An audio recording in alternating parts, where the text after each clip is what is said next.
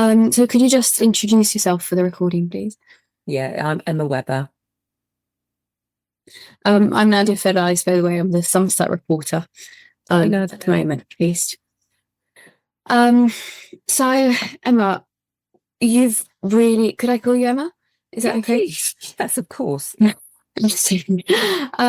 So you've spoken a lot about student safety. Could you share why you feel it's important to keep this conversation going? Yeah, I think it's a conversation that we can't afford not to keep going.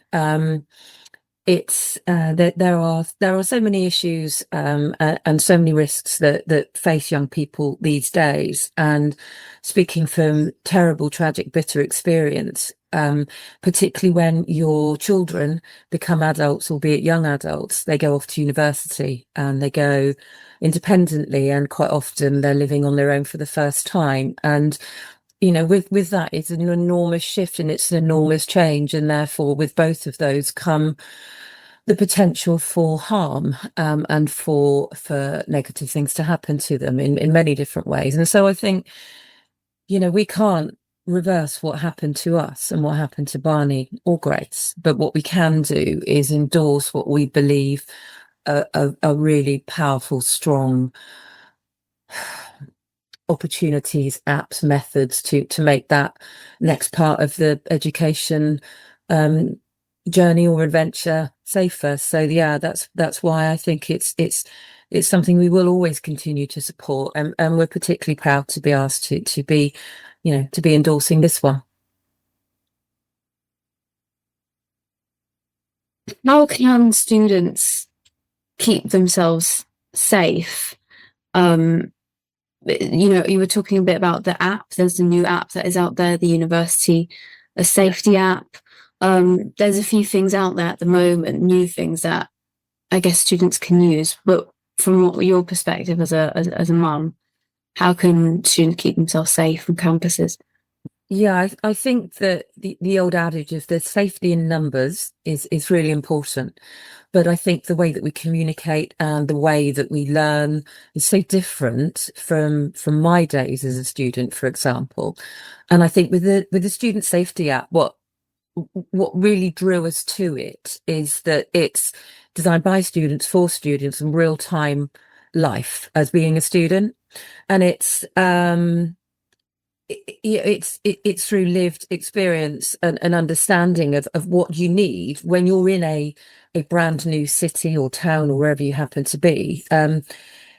It's from like just being able to see a sketchy location, for example, or if something doesn't feel right, so that you can stay visible, so that your mates know where you are, because we obviously have lots of mechanisms on our phones and our devices where parents can, we can see where our family members and loved ones are. But I think that there are so many different avenues that it can easily get lost. And I think the importance of the student safety app is it will only succeed if it's used by the many, not the few. And I think, as well as the students using it, we really call for the universities to fully get behind it and endorse it, because it's free. And why wouldn't they do it? And it's so comprehensively researched and put together that I think the more students that are on it, the more it will get used, therefore the risks will lessen. And if it becomes the go-to tool, then that's just, like there are so many apps that we use all the time, that are sort of universal. And I think this is important enough to be one of those for young people.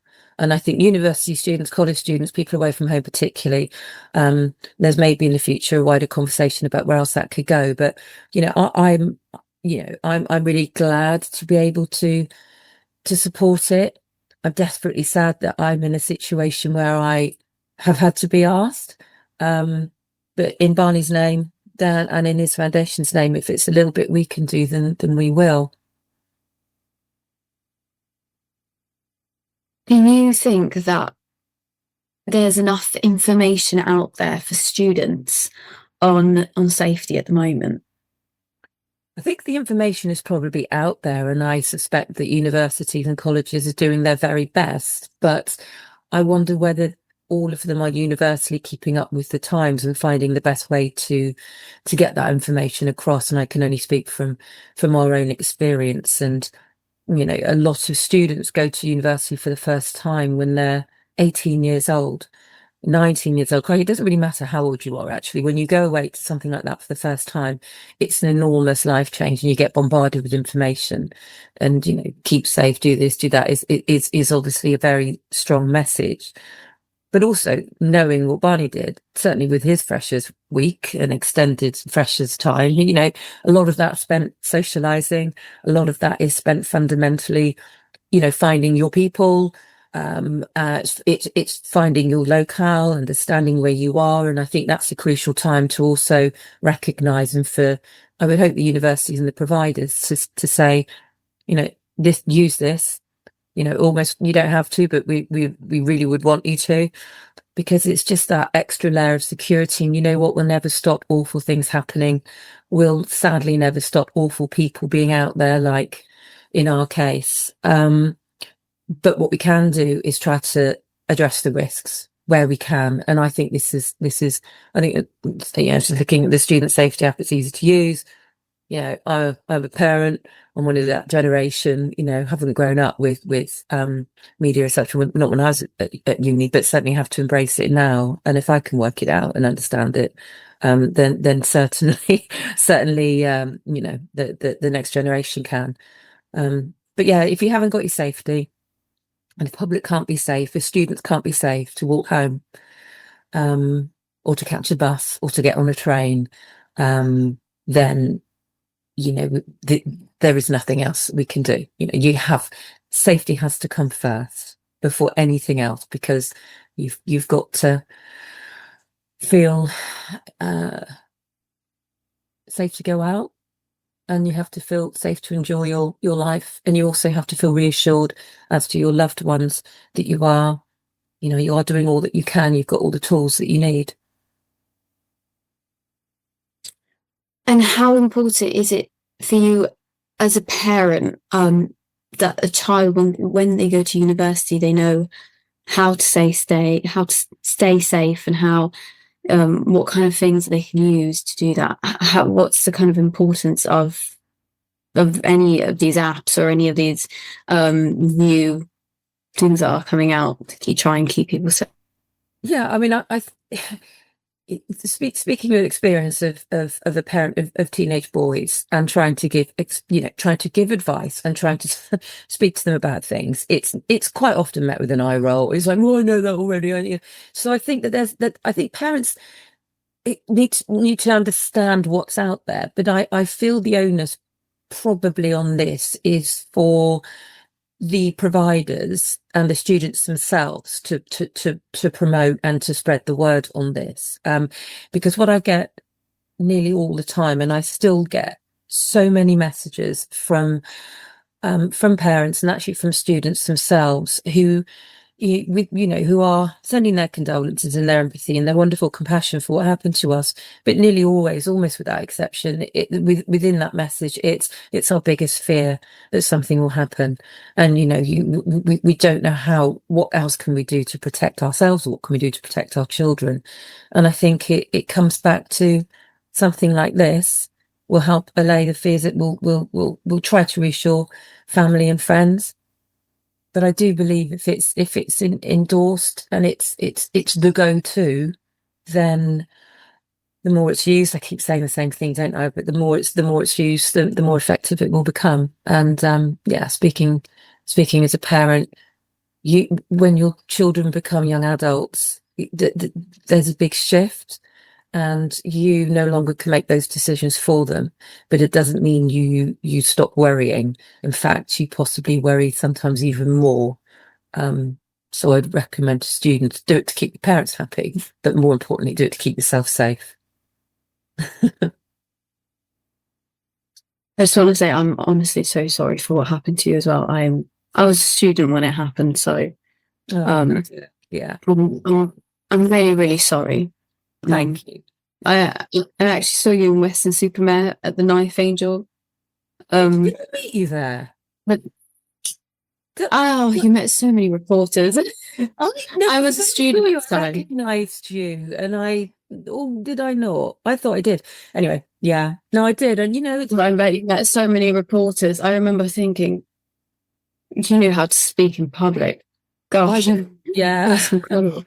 No, I know people say all the time, well, how do you do? I actually don't know. I sometimes there's clarity of mind and purpose that I've got now, because this is one part of what we're doing. And as you probably are aware, there's a huge year coming up next year with the inquiry into all of these dreadful failures. I don't know if it's a higher power up there guiding me, or if it's that parental instinct, bit of a skill set from working in media most of my life. I don't know. I think all of those combined, but yeah, if it's the last thing I do, I will get the failures addressed. And if there's any changes that we can make, however big or small, to make people safer, to make young people safer in this country, and families not go through this, then I'll do it. And there were a couple more questions that I wanted to ask, but they're not on the app on safety. Would that be okay? I've literally got to go in 4 minutes. I've got to be somewhere. Oh, of course, no worries. So if you quickly, yeah, of course. Yeah, so I just wanted to ask you if there was any updates on the inquiry, and then how you're feeling about it. That's it. Yeah. So I'll tell you what would be useful for you. If you look it up, it actually has its own website page on the government website. There is the Nottingham Inquiry website, and it gives all you may have looked at it already, but that kind of gives you a lot of the information in terms of references sorted. The core participants are all listed. And as a very, very senior member of the last government who I recently met said to me, "My God, Emma, I think this might be the biggest statutory inquiry we've ever had." And that's because the people, it's like a reverse almost of the post office inquiry, because what you've got is you've got Horizon, you've got that, you've got the post office, and you've got all of these sub postmasters. Yeah. And that effect, in our regard, it's there were a number of people tragically affected, but the number of failures in institutions and organisations is, well, you'll see, massive, including the university, is huge. And so that's I can't even begin to tell you how much work is going on in that behind the scenes at the moment, but that begins in Mary Ward House in London, King's Cross area, 23rd of February. It's scheduled for next year, and that should run for up to 5 to 6 months. It's public, it'll be live, and 4 days a week, Monday to Thursday. How are you feeling about it? I just need to get it done. We're working with DSP, who are part of the Barnaby company, have been commissioned by Channel 4 to do a major documentary feature length, which will air just before the inquiry begins. And we have all three families have agreed to take part in it. That's happening at the moment. And alongside that, with all of the investigations still ongoing, because the NHSE and the police forces and the IPC still have lots to account for and question. It doesn't just stop just because there's an inquiry. Yeah, fortunately, I'm unable to tell you some of those developments. Yeah, I saw. I'll put my email in the chat so you have it. I'll add you to forward on the audio. But there's a lot.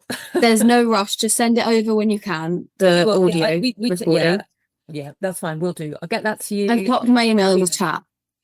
All right. Thank you. Can you send it to me? Thank you so much. Nadia, send it. It's Emma.Webber at Webber. Yeah, Emma.Webber. Emma.Webber at webberconsulting.co.uk. Consulting.co.uk. Brilliant. Yeah. Thank you so much. I'm sorry if we overran. Not at all. Nice to meet you. Nice to meet you. Bye.